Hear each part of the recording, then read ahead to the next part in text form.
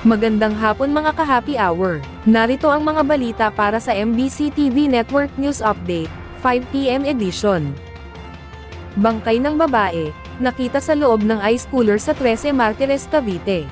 Iniimbestigahan ng mga pulis ang motibo sa krimen, kabilang ang alitan sa pera matapos mapag-alarmang maniningil sana ng 50,000 pesos na utang ang babae, bago nasawi.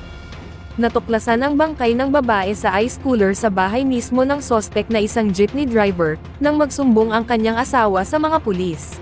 Sa salaysay ng misis sa pulisya, ikinwento mismo ng kanyang asawa ang pagbigti sa biktima gamit ang lubid hanggang mamatay, saka itinago ang bangkay sa loob ng malaking icebox upang itago ang krimen.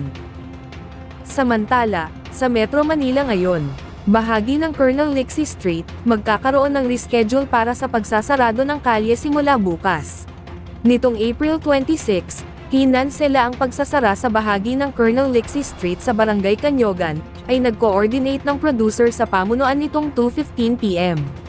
Pero ayon sa bagong abiso ng Pasig City Public Information Office, magre-reschedule ang bahagi ng Colonel Lixie Street sa harap ng Pasig Bliss Community sa Barangay Canyogan, Pasig City, upang magbigay daan para sa isasagawa ng Sugod Bahay Mga Kapatid segment, ay mula sa noontime show ng TV5 na Itbulaga.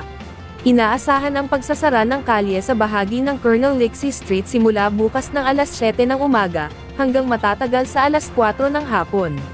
Ating alamin ang mga latest update mamayang alas 5:30 ng hapon, sa programang Metro Manila Ngayon, Afternoon Edition. At yan ang mga balita para sa MBC TV Network News Update, 5 PM edition. Samahan ninyo kami bukas, mula alas 9 ng umaga, hanggang alas 5 ng hapon.